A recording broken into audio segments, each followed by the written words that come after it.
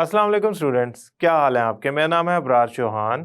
आज हम chapter number 7 के अंदर न्यूमेरिकल्स यानी कि एक्सरसाइज के क्वेश्चन नंबर 13 और 14 को करने जा रहे हैं। एक में heat change of a chemical reaction और दूसरी में कंबस्शन के दौरान जो हीट चेंज आता है वो कैलकुलेट करना है, यानी कि एंथैल्पी चेंज ऑफ कंबस्शन हमने कैलकुलेट करनी है। बड़ा आसान और सादा मेथड मैंने इसके अंदर यूज़ करना है ताकि आपके लिए ये आसान हो जाए।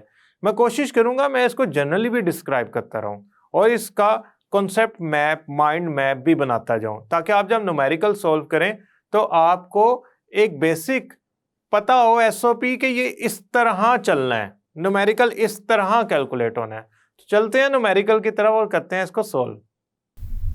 स्टूडेंट्स, आज हम क्वेश्चन नंबर 13 करने जा रहे हैं चैप्टर नंबर 7 का। ये एक न्यूमेरिकल है। इस न्यूमेरिकल के अंदर एक एसिड बेस से रिएक्ट करता है और वो ग्लास कैलोरीमीटर के अंदर दोनों का रिएक्शन हो रहा है और दोनों के रिएक्शन की वजह से हीट प्रोड्यूस हो रही है और वो हीट टेम्परेचर को फ्रॉम 21 डिग्री इंक्रीज कर देती है टू 27.5 डिग्री तक। अगर मैं ये अज्यूम कर लूं कि कैलोरीमीटर के अंदर जो हमारा हीट लॉस हुआ है, यानी कि जितनी हीट प्रोड्यूस हुई है उसका कुछ हिस्सा लॉस नहीं हुआ, सारे का सारा टेम्परेचर इंक्रीज जो शो कर रहा है वो सारे की सारी हीट जो प्रोड्यूस हुई है उसकी इंडिकेशन शो कर रहा है।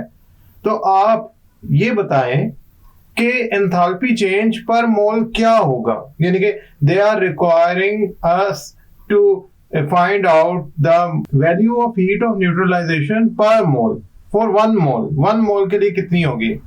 The density of solution to be considered 1 gram per cm cube and specific heat is 4.18 joule per gram पर केल्विन। अब देखें, अगर मैं डाटा एनालिसिस करूं इसका तो मेरे क्वेश्चन के अंदर एसिड गिवन है HCl और बेस गिवन है सोडियम हाइड्रोक्साइड। ये एक दूसरे को न्यूट्रलाइज करते हैं। एसिड मेरे पास जो गिवन है, वॉल्यूम ऑफ एसिड जो गिवन है मेरे पास वो है 50 cm³ और वॉल्यूम ऑफ बेस जो गिवन है मेरे पास वो गिवन है 50 cm³।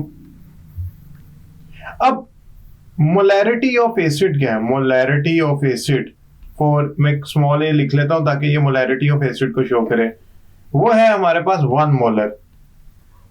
1 मोलर का मतलब ये है कि 1 मोल 1 dm³ में डिसॉल्व हुआ है और मोलैरिटी ऑफ बेस क्या है हमारे पास? सेम, दैट इज 1 मोलर, 1.00 मोल पर dm³। उसको हम मोलर कहेंगे, 1 मोलर कह लें, या 1.001 मोल की वैल्यू 1 मोल जो डिसॉल्व हुआ है 1 dm³ के अंदर। अब इनकी वजह से जो टेम्परेचर T1 था, इनके रिएक्शन की वजह से वो पहुंच गया T2 तक टेम्परेचर कैलोरीमीटर के अंदर, जो हमें थर्मोमीटर ने मेजर करके दिया है। और इसमें जो डेल्टा T आता है, इन दोनों का जो डिफरेंस आता है डेल्टा T, वो होगा T2 माइनस T1। अब T2 जो है हमारे पास वो है 27.5 डिग्री। अगर आप याद करें तो मैंने बताया था कि डिग्री सेंटीग्रेड का डिफरेंस असल में इन टेम्परेचर्स को केल्विन में कन्वर्ट करके डिफरेंस लिया जाए तो वो बराबर आएंगे। आप अगर समझते हैं कि आपने केल्विन में टेम्परेचर लेना है और आपको कंफ्यूजन हो सकती है, तो आप डिग्री सेंटीग्रेड में जो डिफरेंस लेंगे वही केल्विन में डिफरेंस आएगा। सो इसकी कन्वर्जन करने में एक स्टेप एक्स्ट्रा लग सकता है, जो कि हम बोर्ड में किसी और न्यूमेरिकल को सॉल्व करने के लिए इस्तेमाल कर सकते हैं या किसी और क्वेश्चन को। तो समहाउ मैं इसको इसी स्टेप के जरिए सॉल्व करूंगा कि मैं इन दोनों का डिफरेंस लूंगा। जो मेरे पास डिफरेंस आएगा इन दोनों का वो असल में मेरा 6.5 डिग्री है। और अगर मैं इन टेम्परेचर्स को केल्विन्स में कन्वर्ट कर लेता केल्विन स्केल के अंदर और फिर उनका डिफरेंस लेता तो वो भी 6.5 केल्विन ही आता।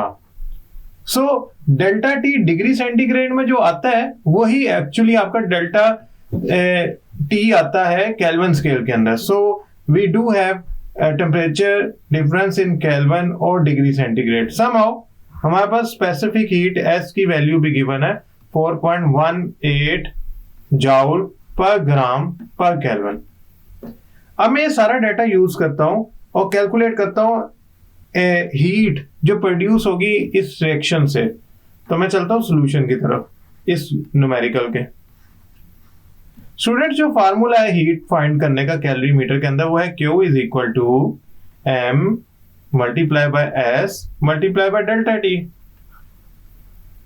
आप कहेंगे सर बात यूं है कि जो S है वो तो गिवन है हमारे पास, S गिवन है 4.18 जाउल पर ग्राम पर केल्विन, ये S की वैल्यू हमारे पास गिवन है। कहेंगे डेल्टा T भी गिवन है 6.5 केल्विन। ओके, मैस नहीं गिवन। अब मैस हमारे पास पूरे जो सॉल्यूशन है उसका क्या होगा? आपको याद है मैंने आपको समझाया था कि एसिड और बेसिस जब वाटर में डिसॉल्व होते हैं तो हमारे पास जो सॉल्यूशन होता है वो रिएक्ट करके, यानी कि एसिड और बेसिस का सॉल्यूशन आपस में रिएक्ट करके एक्वस सॉल्यूशन वाटर प्रोड्यूस कर रहा होता है। तो हम ओवरऑल समझते हैं कि हमारा जो सॉल्यूशन है, जो टोटल सॉल्यूशन हमारे पास एक्वस सॉल्यूशन मौजूद है, वो एक्चुअली डेंसिटी वाटर के इक्विवेलेंसी रखता है, क्योंकि हम उसे वाटर ही समझते हैं। अगर आप क्वेश्चन में जाएं तो क्वेश्चन में उन्होंने ये बात मेंशन भी किया कि आप जो डेंसिटी ऑफ सॉल्यूशन है वो तकरीबन वाटर यानी कि 1 ग्राम पर सीएम क्यूब के बराबर कंसीडर करें। तो मेरे पास मैस चाहिए, वॉल्यूम गिवन है। जब वॉल्यूम गिवन हो तो मैस निकालना कोई मुश्किल काम नहीं है। मैं मैस निकालता हूं। देखें, मैस निकालने के लिए हम यहां पे बना लेते हैं एक बॉक्स। अब देखें, मेरे पास जो HCl का वॉल्यूम गिवन है वो है 50 cm क्यूब। मेरे पास जो सोडियम हाइड्रोक्साइड के एक्वस सॉल्यूशन, HCl के एक्वस सॉल्यूशन का है 50 cm क्यूब। सोडियम हाइड्रोक्साइड के एक्वस सॉल्यूशन का गिवन है वॉल्यूम 50 cm क्यूब। टोटल इन दोनों को जब मैं मिक्स करूंगा तो कितना वॉल्यूम बनेगा? 100 cm क्यूब। अब मेरे पास जो टोटल वॉल्यूम है वो तो आ गया, लेकिन मुझे तो मैस चाहिए।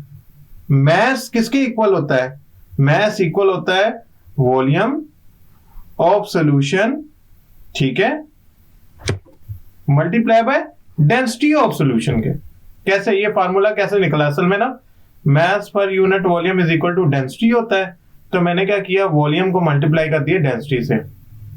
अब मेरे पास जो वॉल्यूम टोटल है वो 100 है सीएम क्यूब, और डेंसिटी जो गिवन है वो मेरे पास 1 gram per cm cube given है, तो मेरे पास जो मास आया वो आया 100 ग्राम।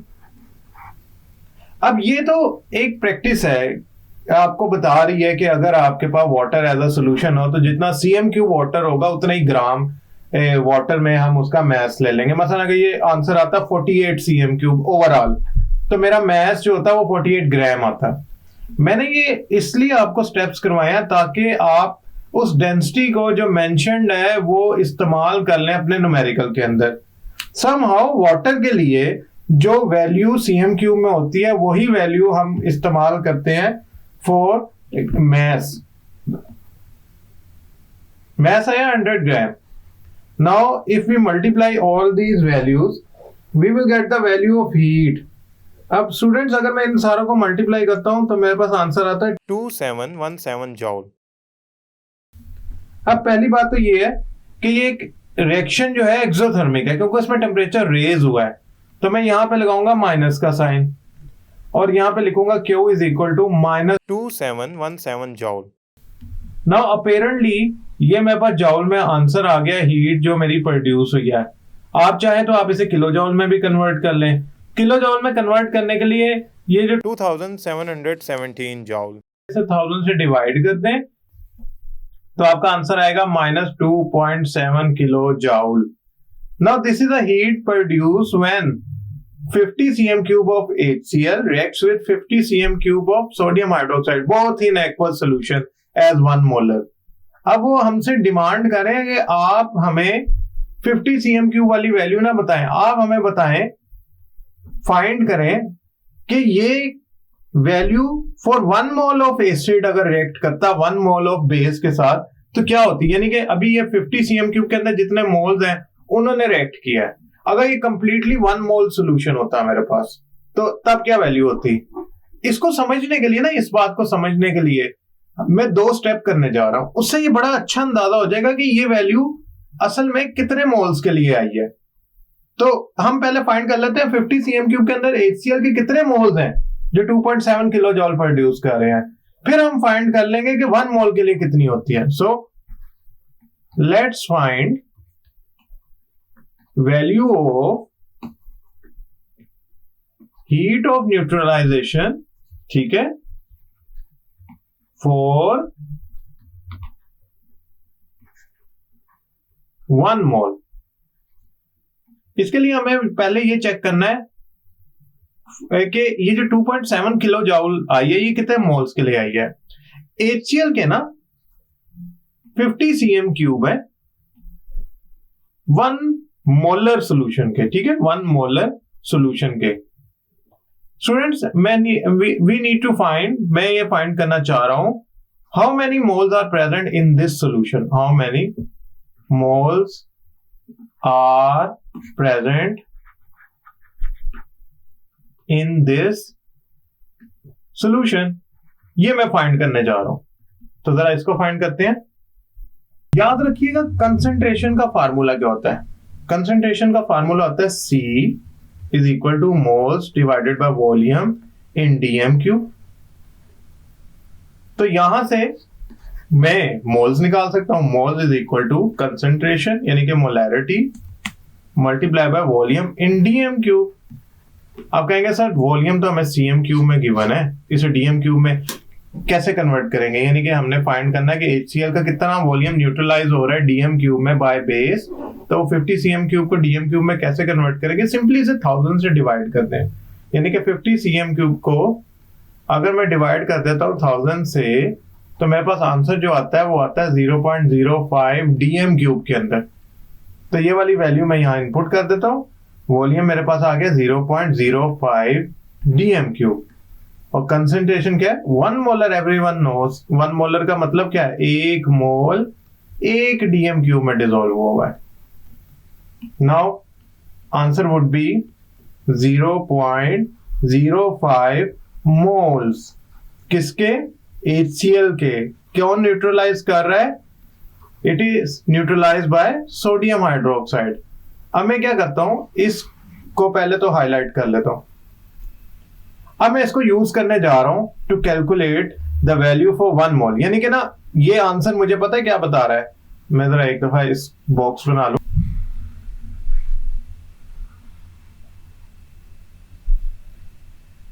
स्टूडेंट्स हमें पता ये लगा है कि 0.05 मोल्स जो है ना, मोल्स वो जब न्यूट्रलाइज होते हैं by same volume of base, तो वो प्रोड्यूस कर रहे हैं 2.7 किलो जूल एनर्जी।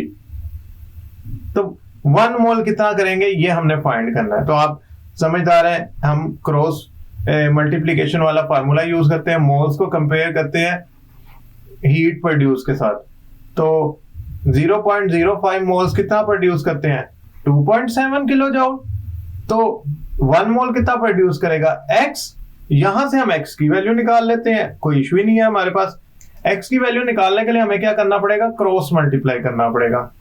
ये 2.7 हमने अभी किलो जूल निकाला था, तो यहां से क्रॉस मल्टीप्लाई करेंगे तो x का आंसर आएगा x multiply by 0.05 is equal to 2.7 multiply by 1। तो यहां से x की वैल्यू आई 2.7 divided by 0.05। Now this is the value of heat for 1 mole, और ये आंसर आया मेरे पास डिवाइड करने से 54 किलो जूल। अब स्टूडेंट ये जो 2.7 था ना, ये नेगेटिव वैल्यू थी। तो अगर मैं यहाँ फॉर एग्जांपल मेंशन कर देता हूँ नेगेटिव, तो यहां भी नेगेटिव आ जाएगा, यहां भी नेगेटिव आ जाएगा, और ओवरऑल आंसर भी नेगेटिव आ जाएगा। एक तो तरीका ये है कि आप नेगेटिव साइन साथ लेते चले, एक ये है कि आप यहाँ मेंशन करें कि आपकी 1 मोल के लिए जो वैल्यू एक्सोथर्मिक रिएक्शन की आई है, न्यूट्रलाइजेशन रिएक्शन की, वो -54 आई है। तो मैं यहाँ लिखूंगा, इसको थोड़ा सा स्पेसिफाई कर देते हैं, 0.05 moles of HCl when neutralized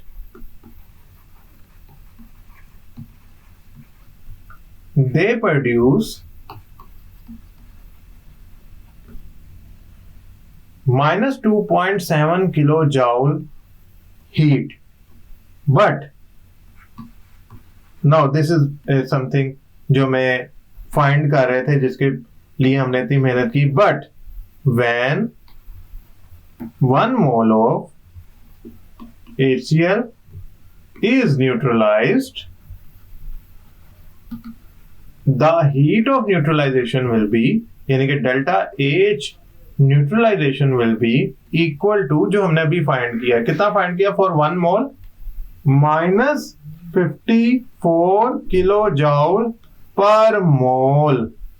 Now this is the value of heat of neutralization for 1 mole of acid. अगर मैं 1 मोल एसिड लूंगा तो वो इतनी न्यूट्रलाइजेशन के बाद हीट प्रोड्यूस करेगा, और अगर मैं 0.05 मोल लूंगा तो वो 2.7 प्रोड्यूस करेगा. तो इसका माइंड मैप इस तरह बनाना है आपने स्टूडेंट्स, कि पहले तो आपने जो फार्मूला यूज करना था उससे पहले आपने डाटा कलेक्ट किया.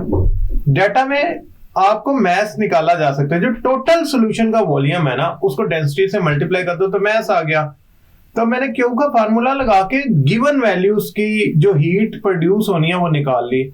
अब गिवन वैल्यूज का मतलब था कि मेरे पास 0.05 मोल था एसिड का, तो 0.05 की जो गिवन वैल्यू थी उसके लिए जो न्यूट्रलाइजेशन आई वो 2.7 आई.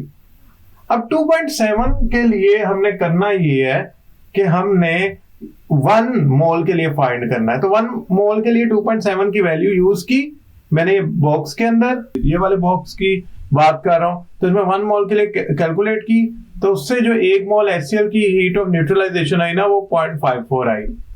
तो मैं यहाँ छोटा सा माइंड मैप बना देता हूँ सिर्फ 2 सेकंड के अंदर. सबसे पहले तो आपके पास जो डाटा है वो कलेक्ट किया, डाटा से आपने क्यू फाइंड किया फॉर गिवन वैल्यूज. फिर जो क्यू आया वो तो गिवन वैल्यूज के लिए आया था ना, यानी कि 0.05 मोल्स के लिए आया था. आपने इस वैल्यू को यूज करते हुए आपने एंथैल्पी ऑफ न्यूट्रलाइजेशन फाइंड कर ली. कैसे? फॉर 1 मोल, और वो कितनी आई, -54 किलो जूल पर मोल. अब हम चलते हैं नेक्स्ट न्यूमेरिकल की तरफ. Now students, we are going to solve question number 14. In question number 14 we are given with hydrazine, which is a rocket fuel.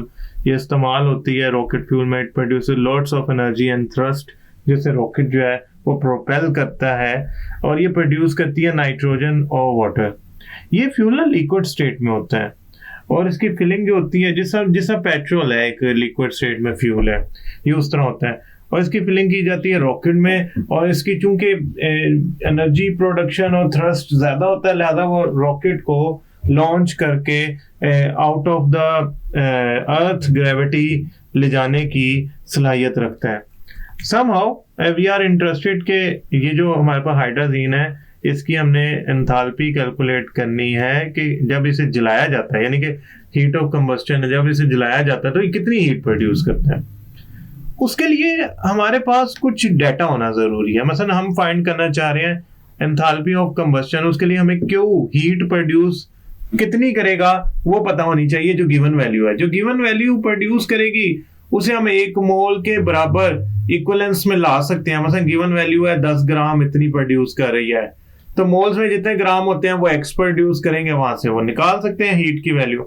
Somehow Q is equal to, चूंकि enthalpy of combustion है तो enthalpy of combustion जो होगी वो तो एक specific bomb calorie metre के अंदर मेजर होती है.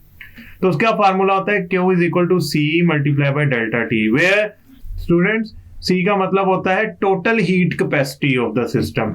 यहाँ स्पेसिफिक हीट कैपेसिटी नहीं मतलब होता, C का मतलब होता है total heat capacity of the system, यानी कि एक पूरा सिस्टम कितनी हीट एब्जॉर्ब करता है ऑफ गिवन मास का. समहाउ हम इस न्यूमेरिकल को बेसिक इसका हमने इंट्रोडक्शन ले लिया. हम करने क्या जा रहे हैं इस न्यूमेरिकल के अंदर, हम डाटा से, गिवन डाटा से, मतलब गिवन डाटा में हमारे पास कितने ग्राम है, 1 ग्राम ऑफ हाइड्राजीन है, इसको अगर हम जलाते हैं तो कितनी एनर्जी प्रोड्यूस करेगा. 1 ग्राम हाइड्राजीन बॉम्ब कैलोरी मीटर के अंदर अगर बर्न कराया जाए तो कितनी एनर्जी प्रोड्यूस करेगा, सबसे पहले ये फाइंड करनी है. अब ये जो Q की वैल्यू आई है वो 1 ग्राम के लिए आई है, ठीक है. वो हमसे 1 ग्राम नहीं डिमांड कर रहे हैं, they are actually demanding the value of Q for 1 mole. तो हमने उनको 1 मोल के लिए फाइंड करके देनी है. वो 1 ग्राम की वैल्यू को हम इस्तेमाल करेंगे 1 मोल की वैल्यू कैलकुलेट करने के लिए। सो हम क्या करते हैं, इस न्यूमेरिकल को स्टेप बाय स्टेप साथ लेके चलते हैं और सबसे पहले डाटा देखते हैं क्या है, देन हम बाकी इसकी डिटेल कैलकुलेट करते हैं। डाटा ये है कि हमारे पास जो गिवन मटेरियल है that is hydrazine N2H4 and it has the value 1 gram. Okay, when it is burned it increases the temperature 3.51 degree centigrade. Now again the change in temperature in degree centigrade is equivalent to in Kelvin scale, same amount same value Kelvin scale में वही होती है। Specific heat C given है 5.5 kilo joule per kelvin पर gram. अब students they are asking us to find करने के लिए डिमांड है उनकी कि find enthalpy of combustion for 1 mole of hydrogen N2H4। Hydrogen के 1 मोल के लिए फाइंड करें। तो हम ऐसा करते हैं, चलते हैं अपने न्यूमेरिकल को सॉल्व करते हैं, हम चलते हैं सॉल्यूशन की तरफ। सॉल्यूशन अब देखें, हमारे पास गिवन मास के लिए जो Q की वैल्यू है वो फाइंड करते हैं। फार्मूला क्या है, Q is equal to C multiply by delta T।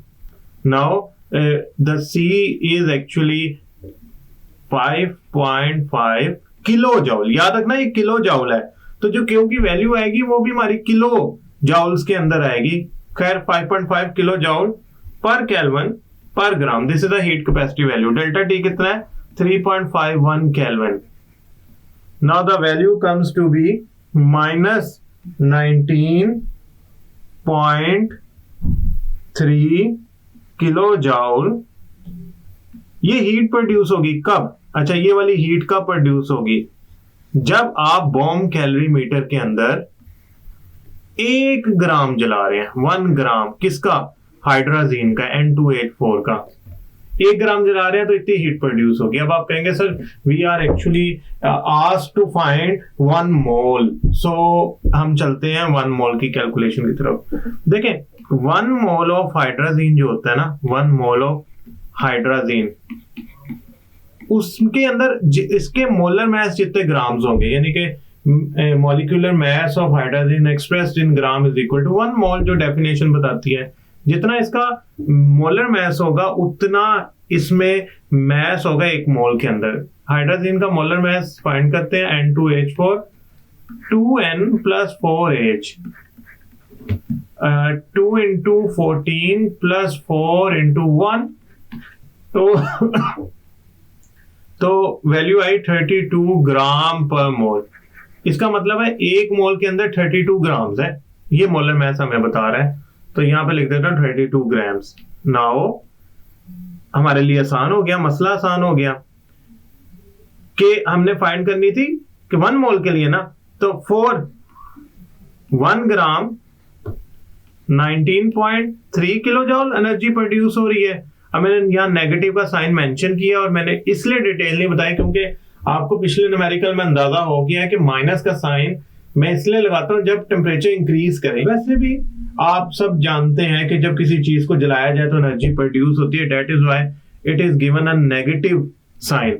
For 1 gram इतनी एनर्जी है, तो फॉर 32 ग्राम कितनी होगी, मैं क्या करूंगा इस वैल्यू को 32 से मल्टीप्लाई कर दूंगा। सिंपल 32 ग्राम जो वैल्यू है मेरे पास उसको मल्टीप्लाई कर दिया -19 किलो जाउल। तो मेरे पास जो आंसर आया इसको मल्टीप्लाई करने से वो आया -618 kilo joule for 32 gram.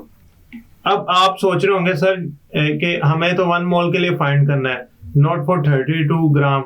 Actually 32 ग्राम 1 मोल क्या मैस है ना, तो मैं यहां लिखूंगा फॉर 1 मोल, यानी कि 32 gram of hydrazine will produce enthalpy of combustion या हीट फॉर 1 मोल कितनी प्रोड्यूस करेगा, -618 किलो जाउल। कितने के लिए, फॉर 1 मोल। तो यहां पर मोल लिख देता हूं। ये आपका आंसर आ गया क्योंकि ये 1 मोल के लिए आया है, लिहाजा मैंने इसे मेंशन भी कर दिया कि this is actually 1 mole answer. Students I hope ये आपको समझ आ गए होंगे और आसान लगे होंगे। डेटा सबसे पहले मेंशन करें, कैलकुलेट क्या करना है ये आपको माइंड मैप से उस तक पहुंचने का रास्ता पता लगेगा या कॉन्सेप्ट मैप से, और इक्वेशन में वैल्यूज इनपुट करते हुए इस बात का ख्याल रखें कि यूनिट्स क्या हैं, और जब रिजल्ट आ जाए आपके पास उसके यूनिट्स जरूर मेंशन करने हैं, वरना 4 मार्क्स नहीं मिलेंगे, लॉन्ग क्वेश्चन के कंप्लीट मार्क्स नहीं मिलेंगे। आई होप आपको ये न्यूमेरिकल समझ आए होंगे। नेक्स्ट लेक्चर तक के लिए अल्लाह हाफिज।